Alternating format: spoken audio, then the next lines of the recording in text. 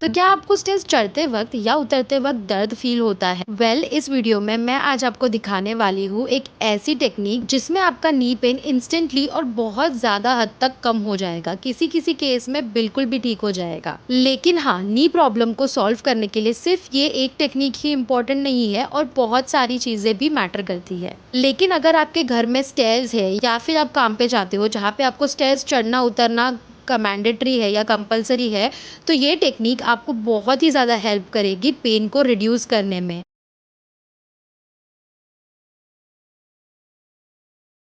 हाय, मैं हूँ डॉक्टर जागृति और ये चैनल डेडिकेटेड है उन लोगों के लिए जो अपनी लाइफ को बेटर बनाना चाहते हैं, जो अननेसेसरी सर्जरी, मेडिकेशंस और इंजेक्शंस के बिना ठीक होना चाहते हैं। इसलिए सब्सक्राइब ज़रूर कर देना और नोटिफिकेशन ऑन कर देना ताकि जब भी मैं वीडियो अपलोड करूँ तो आपको मैं वैल्यूएबल टिप्स शेयर कर पाऊँ।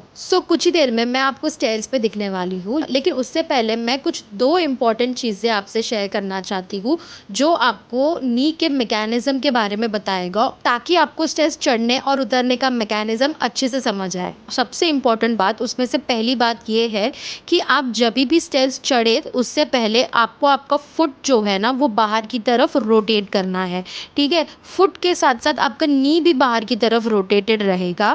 ये इसके लिए क्योंकि जभी भी आप स्टेयर्स चढ़ो तो उसे लैंड भी उसी तरीके से आपको करना है। दोनों फुट और टो जो आपका रहेगा वो आउटवर्ड रोटेटेड रहेगा और नी भी स्लाइटली आउटवर्ड ही रहेगा, ठीक है? यही पोजीशन आपको मेंटेन करनी है ऊपर चढ़ते वक्त। जब आप अपना दूसरा पैर भी रखो तभी भी आपको यही पोजीशन मेंटेन करनी है while landing on your other leg. दूसरा पैर भी रखते वक्त यही पोजीशन आपको होल्ड करनी है। शुरुआत में आपको ऐसा लगेगा कि आपके पैर बहुत ज़्यादा भार ले रहे हैं, बहुत ज़्यादा वज़न आ रहा है आपके पैरों पे, उसे ऊपर चढ़ाने के लिए बहुत ज़्यादा ताकत लग रही है।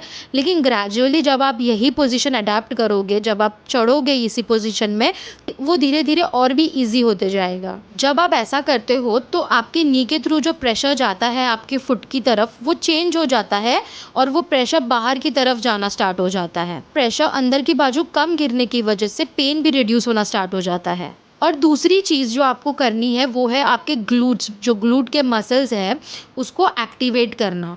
यही थोड़ा ट्रिकी हो सकता है। नी का प्रॉब्लम हो, हिप का प्रॉब्लम हो या बैक प्रॉब्लम हो, हमेशा याद रखो अगर आपका ग्लूट मसल स्ट्रॉन्ग है तो ये सारी चीज़ें आप बहुत आसानी से कर पाओगे, ठीक है? अब इसमें आपको क्या करना है, जब आप स्टेयर्स चढ़ते हो तो आपको कॉन्शियसली ध्यान देना है कि आपको जब आप लेग को ऊपर की तरफ पुश करते हो तो आपको आपके ग्लूट्स मसल्स को एक्टिवेट करना है। मतलब ग्लूट्स से ही आपको आपके दूसरे पैर को पुश करना है ऊपर की तरफ, जिससे क्या होता है ना कि आपका ऊपर चढ़ने का मैकेनिज़्म ऑटोमेटिकली जो लोड क्वाड्स को लेना है वो ग्लूट्स ले लेगा और इससे भी नी पे लोड बहुत कम आना स्टार्ट हो जाता है।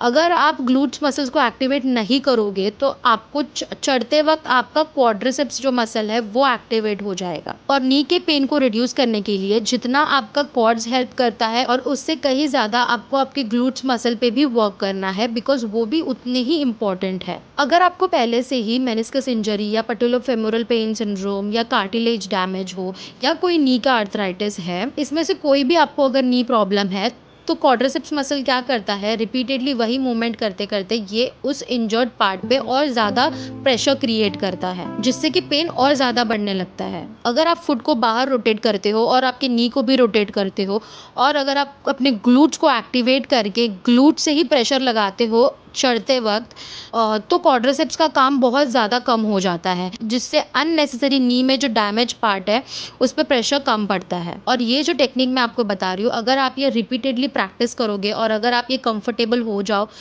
इस टेक्निक से, तो आप खुद ही फील करोगे कि बहुत ही ज़्यादा चेंजेस आप फील कर पाओगे अपनी नी में और बहुत हद तक मूवमेंट पेन फ्री भी होना स्टार्ट हो जाती है।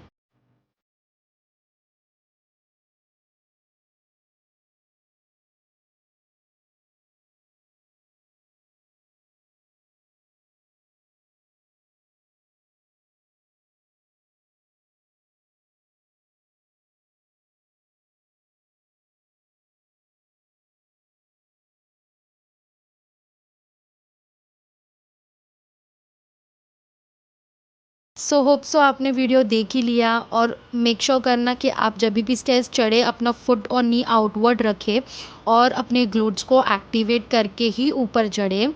अगर आप अपने ग्लूट्स को एक्टिवेट नहीं करते हैं और क्वाड्रिसेप्स का यूज़ ज़्यादा करते हैं तो हो सकता है कि आपका नी पेन और बढ़ जाए या वर्स्ट हो जाए। सो वीडियो को दोबारा रिपीट करके देखिए, ध्यान से देखिए, टेक योर टाइम, धीरे धीरे परफॉर्म कीजिए ये एक्सरसाइज, और मेक श्योर कीजिए कि आप ये रिपीटेडली अपने डेली एक्टिविटी में यूज़ करना स्टार्ट। और अगर आपको ये वीडियो इन्फॉर्मेटिव लगा हो, हेल्पफुल लगा हो, तो प्लीज़ सब्सक्राइब माई चैनल